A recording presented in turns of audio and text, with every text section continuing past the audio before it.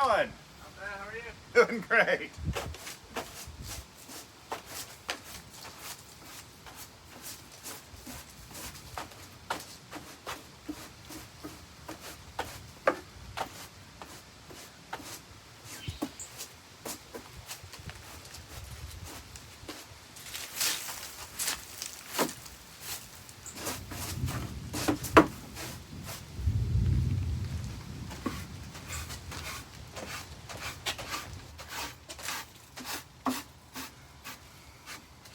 Hello and welcome to Bowtie Life, where we talk mostly about gardening, sometimes about life. Today we're starting a new special series on just focusing on a single plant, and this video is really for the home grower, someone who might be in an apartment or a condo with very limited space, and hopefully we can start addressing some of the questions that you might have. So here we go. Hi, I'm Bowtie Dave.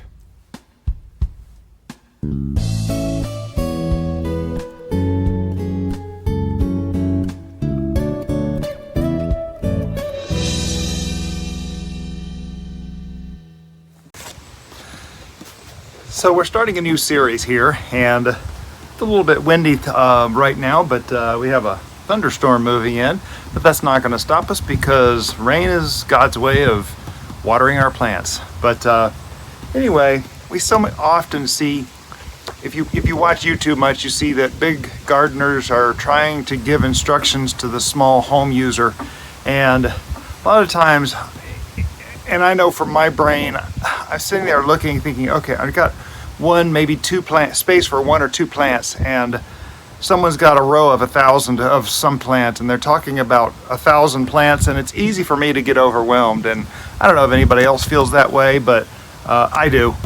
And so I wanted to make a series just focusing on the small gardener and someone who might be in an apartment or a condo, or maybe you just don't have a very big space to grow things. And I don't want this to be overwhelming. I want to focus on maybe a single plant, maybe a couple of plants in some of these. We're going to do a few different ones at a time. Right now we're facing east. This porch gets a little bit of east facing sun every morning, and so that's a good thing. And direct sunlight is important for a lot of plants. There is a lot of plants that can stand less sunlight, but if you can get some direct sunlight on a plant, for the most part, it really helps. So focusing on this one plant, we're kind of shooting the dice because we don't know what exactly is going to happen here with this one plant that we have picked, but we're going to discover some of the problems that you can have as you go along, and kind of maybe get an idea of the things that you'll face as you're going along growing your first plant. And so in you know, that limited space that you want to do something with it, and you know, as you're going along, you know, we're growing things, and there is just such a wonderful thing about growing a tomato and tasting the tomato out of the garden. You know, like, and I'm saying tomatoes because we're going to talk about a tomato here, but those tomatoes you buy at the store, they're not picked red generally. Now, if you go to a farmer's market, you might find some that are picked that were picked red, which, if you ever do that, you'll quickly tell the taste difference is so much better. There's so much more flavor in them. But when the big stores get tomatoes, those are typically tomatoes that were picked in a green state, and this will be important for later on when we're looking for fruit to harvest. But when the red or the color starts to form on a tomato, that's an indicator that the flavor is starting to form. Real flavor that's going to just really take that fruit and take it out of the park and make it a wonderful experience. And that's kind of why I really enjoy gardening, is just having that just wholesome flavor of a tomato. And you know, every event can be special, and sometimes we get stuck in our humdrum lives. I have been there, and sometimes we just need something, a light of radiance in one little corner of our home, and growing your own food can really be a light of radiance. Now, everything that we're going to talk about here is not limited to a small space, because the same principles apply to big gardens. And so maybe one day you get out of whatever situation you're in right now, and you get more space, and you can do what you're learning now is what the same stuff that you're going to use when you, if and when you do get more space. Now, some of you don't want more space. I know I was talking to someone recently. He loves living in his condo. He would never trade it. He doesn't want to deal with a yard. He doesn't want to deal with a whole bunch of stuff.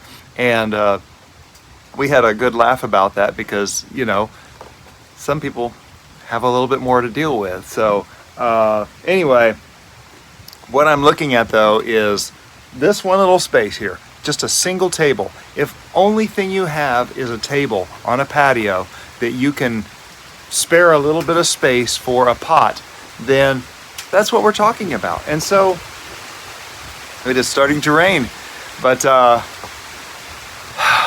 looks wonderful. We are in the panhandle of Florida in Destin.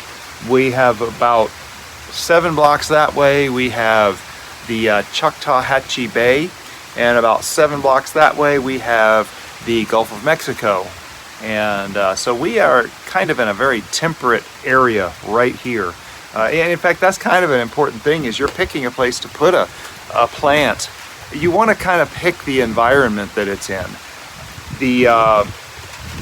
There's microclimates everywhere. And we talk about climate, and you say, okay, well, whatever city I'm in has this type of climate.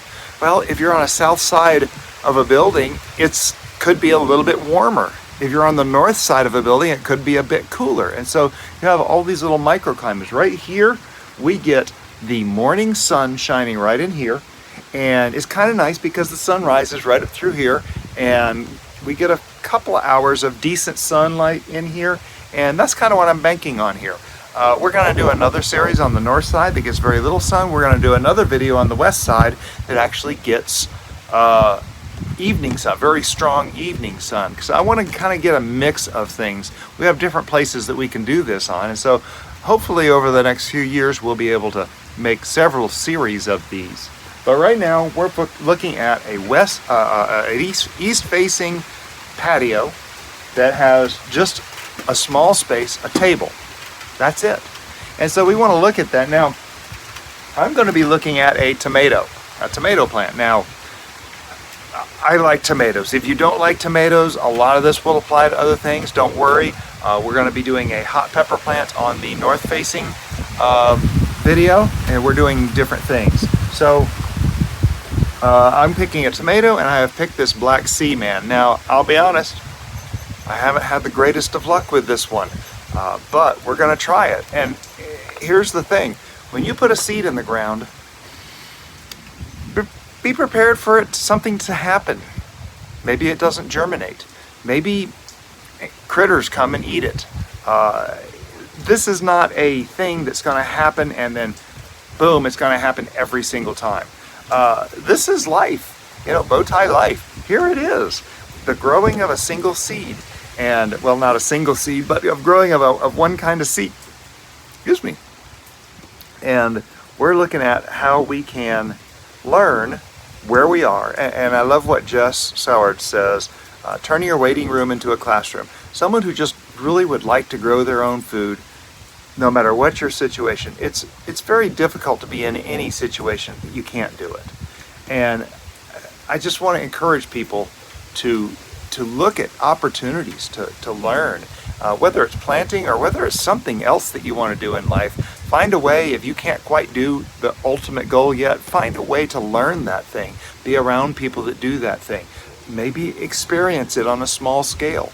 There's stuff like this you can do, and you're not stuck in a situation. Don't ever think you're stuck in a situation.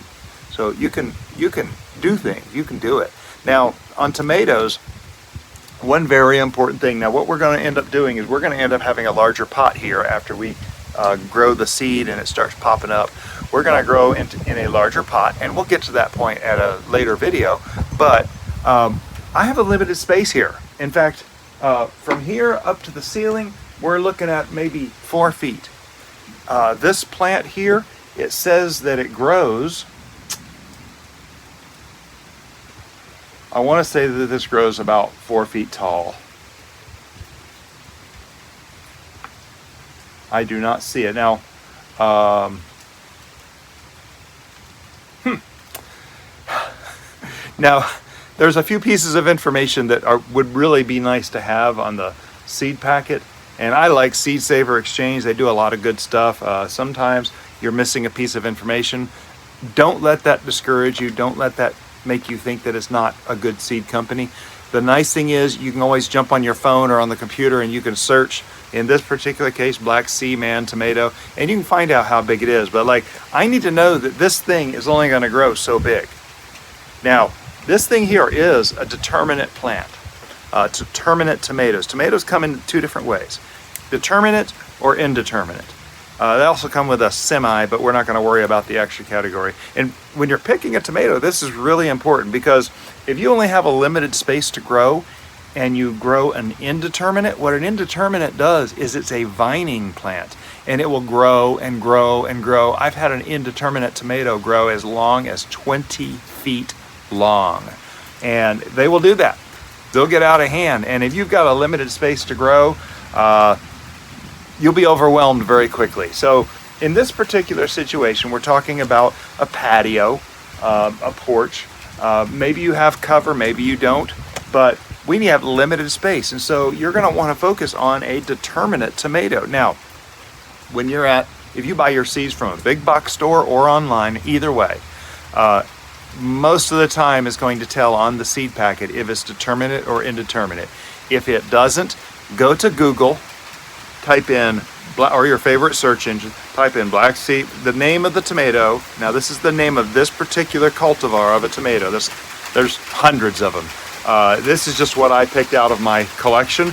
Black Sea Man tomato. I can type in Google Black Sea Man tomato seeds, and you'll pop up with several companies that sell those, and you can go look at their web pages that have the description, and somewhere pretty quickly you're going to figure out if it's determinate or indeterminate.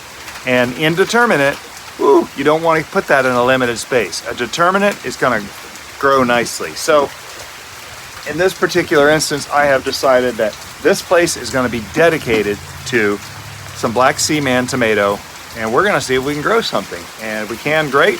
Hey, I may fail. I'm not 100% success. So we'll have to just see what happens and see what we can get out of it. And that's kind of part of the fun for me, is just kind of seeing what happens and seeing what we can get out of it. So one other thing that you really need to consider now, right now is the late July. It is the 22nd of July. Is it really? The 22nd of July. But you need to find out how long whatever you're planting is going to take. And it's so funny, because so often I hear people say, well, this is the only time you can plant. You have to plant it this time. And it doesn't take into account a couple of things. Number one, that may be for that person's garden, which if they're in Colorado, their growing season's a lot shorter. I'm in Florida, and places in Florida and farther points farther south in southern Florida or southern California, you may have a longer growing season, and so you have a bit more time and you could do a little bit more. Right now, for me, it doesn't matter that it's the end of July.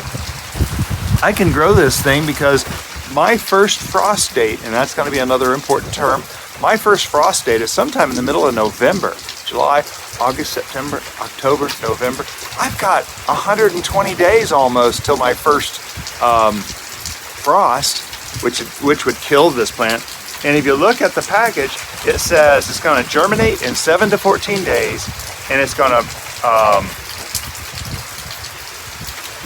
produce fruit in 75 days. So what that means is 7 to 14 days to germinate.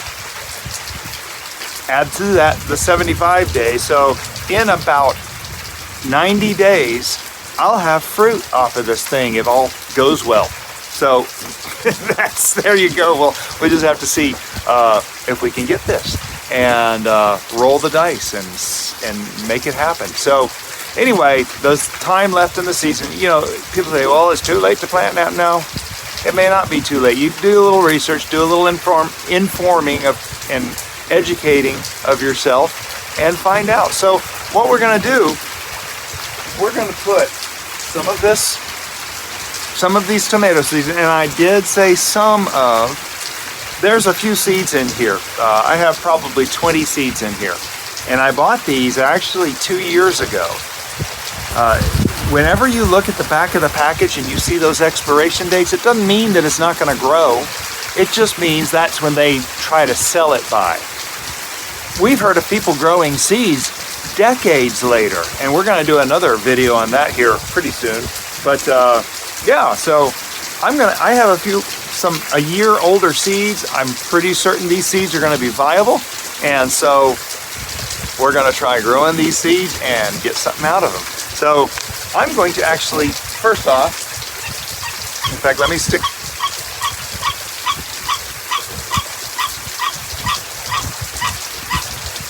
That's our frog. He's very excited right now. He's up over here in the stonework somewhere. I can't see him right now, but yeah. He might sing to us a little bit. But anyway, so first off, the soil. And actually, let's talk about the size of this container. If we take and plant a seed in a big pot, we could do that, okay? You have to keep that pot watered. And we're going to talk a little bit about tapping into irrigation. Maybe you have something you can tap into, maybe not.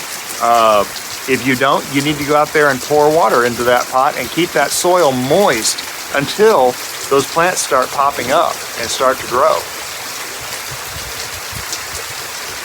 And that can be challenging if you have a huge, massive pot that you need to keep moist, because it'll dry out.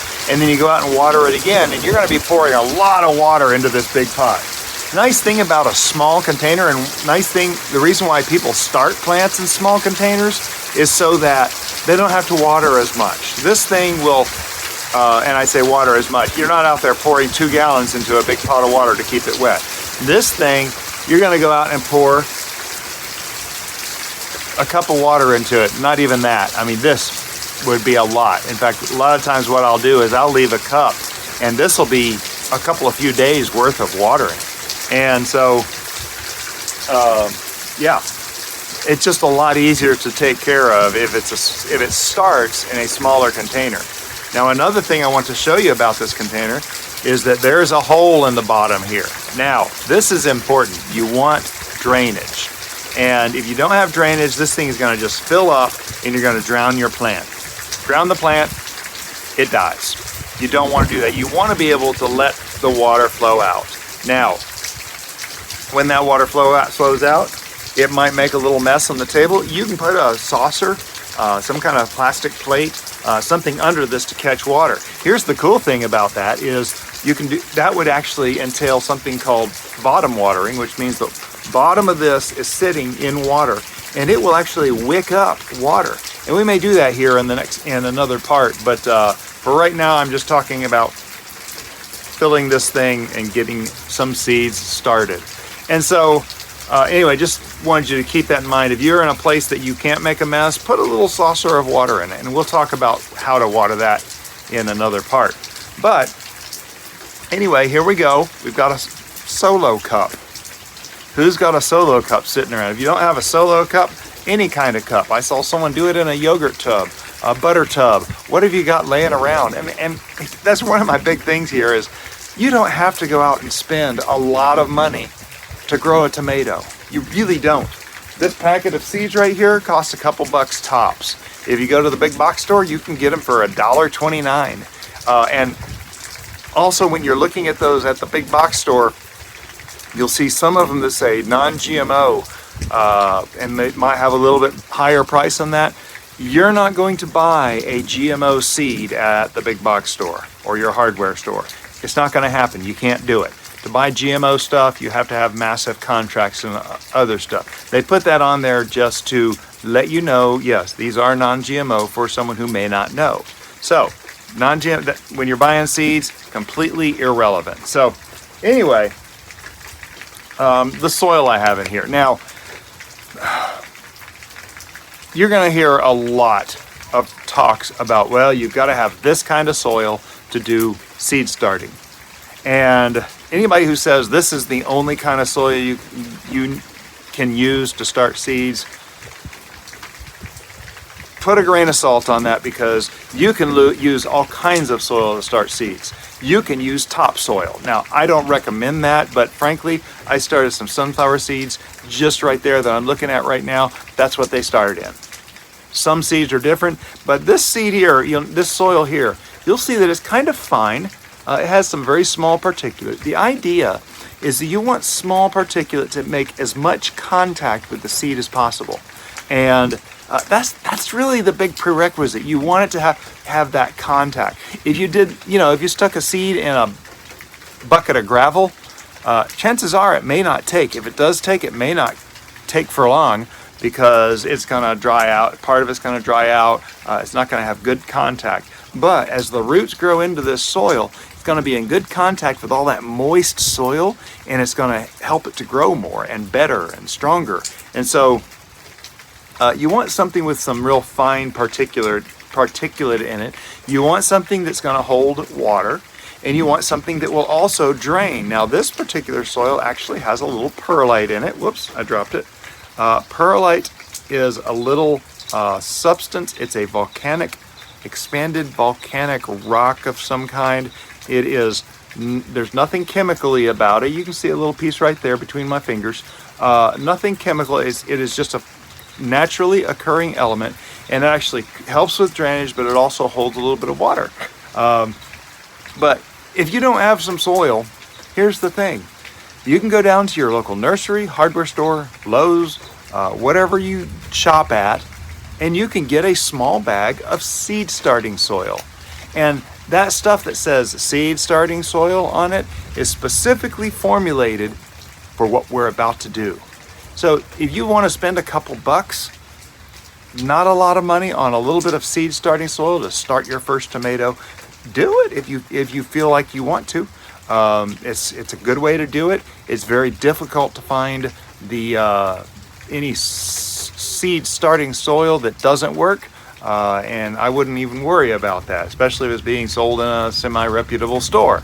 So another thing that I do occasionally is I do like the Dr. Earth's fertilizer, and this is a big bag. You don't need a big bag. One of the things I look for is these numbers. You'll find numbers like this, and these numbers represent the amount of nitrogen, potassium, and phosphorus.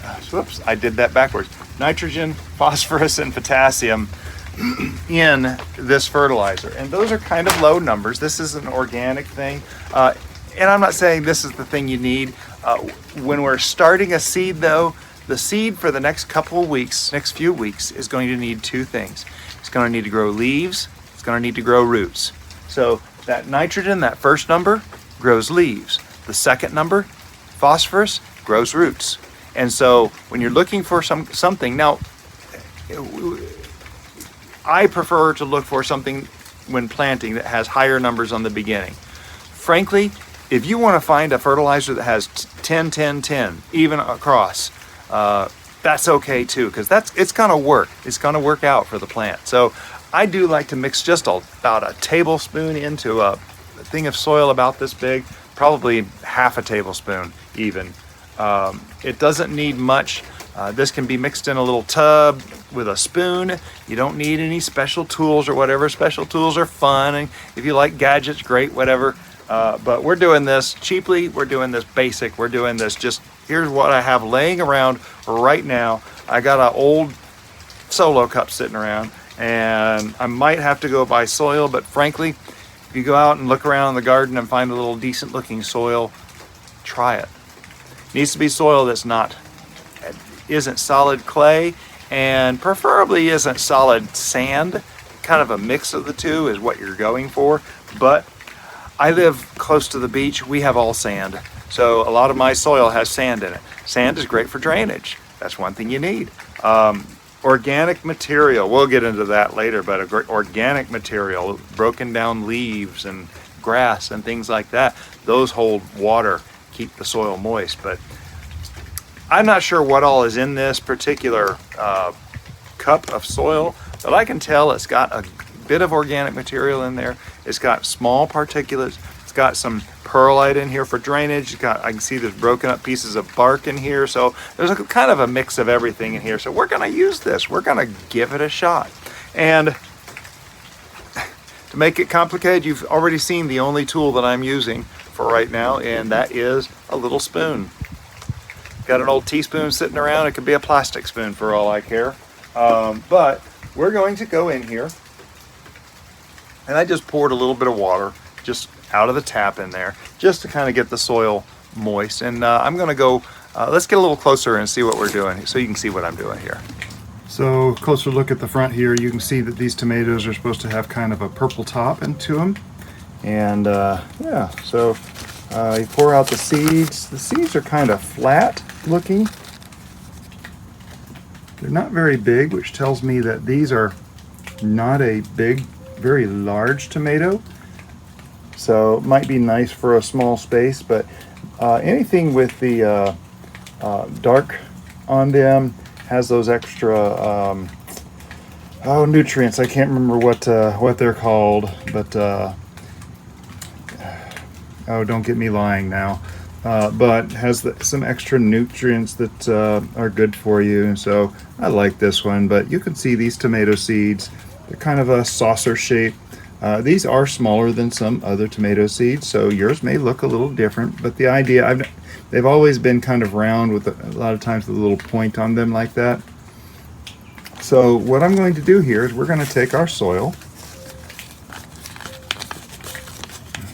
put these back in here, and I do try to keep my seeds dry, though right now we're having rain, so things are a little moist.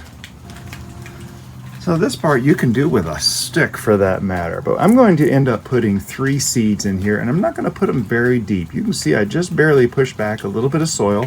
You don't want to plant these seeds deep, because it is possible to bury them so deep that they get smothered under there and they don't have the energy to grow up and out of the soil. So what's going to happen with these seeds, stored in this seed is enough energy to create 2 leaves.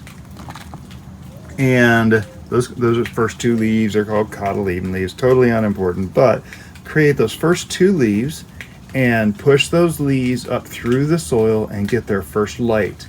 And they are going to be the very first solar power panels for energy for that new plant.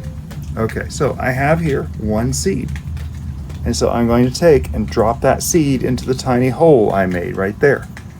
I'm going to take another one. Now, I'll admit, sometimes you get seeds that are smaller than others. Like that one right there is smaller than these others, and these 2 are sticking together. Sometimes that happens. There we go, I got them separated. And you can see that seed's a little bit larger than that seed. Sometimes I'll just take a large one and a small one and drop them in the same hole. One of them will take. Maybe they both take. It's very easy to trim one of them off. And here's another one that looks like at least 2 stuck together. There may be 3 here, I don't know. There we go. Oh, yeah, it was 3 because I see another one on this clump right here. You don't have to separate them. It's not really that important, but there's 2 seeds in my fingers. I don't know if you can see it on the camera, but I'm going to drop them in that house. So I have 3 holes, 1, 2, 3, 1 or 2 seeds in each one, and hopefully we can get a plant out of this. If we get 2, we might be able to support that depending on the pot that we select, but that's going to come later. And there you go, we have those seeds in the ground, in dirt, and those seeds hopefully will germinate. Something hopefully will germinate. Now, something I'm going to do here is I'm just going to pour a little bit of water, and this part, see, now I may have displaced some of those, which is kind of a thing that I wasn't planning on doing here, but if you just pour a little bit around the edge, and you see all the water's coming out the bottom down here, so I know that it's completely soaked through. We're going to leave this out here in the exposed area. Now you can put it under grow lights. There's all kinds of things that you can do with this. I'm trying to get this done as cheaply as possible, mainly because I'm a cheapskate. Okay, I said it, I admitted it. There you go. So I can live in truth. But anyway, so we're going to let this go. We're going to let this sit here for a few days. I'm going to keep a cup of water right here next to it so that as I walk by here, and this is a place I walk by all the time, I will remember to put a little water in this thing. Now, eventually, when we get the pot, hopefully I'll be able to get something connected up automatically, because frankly, with my ADD brain, I forget stuff all the time. So we'll talk about that too, and some of the options you might have with that. Okay.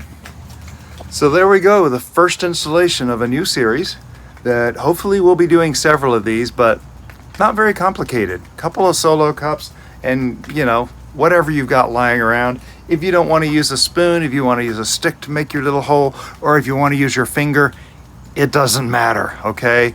This is stuff that you can do no matter what.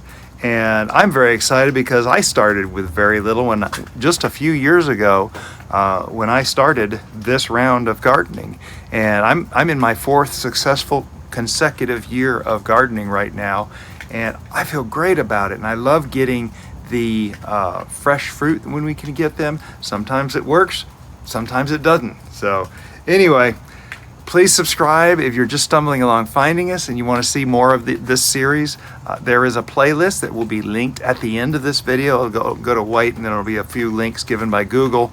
There's a playlist that will have all of these. When it comes out, there will be a link at the end of this video to the next part, and then there's another link to something that maybe we have recently uploaded. So follow those links, but please subscribe, because we try to put out a video almost every single day, and we talk, like I said before, mostly about gardening, sometimes about life.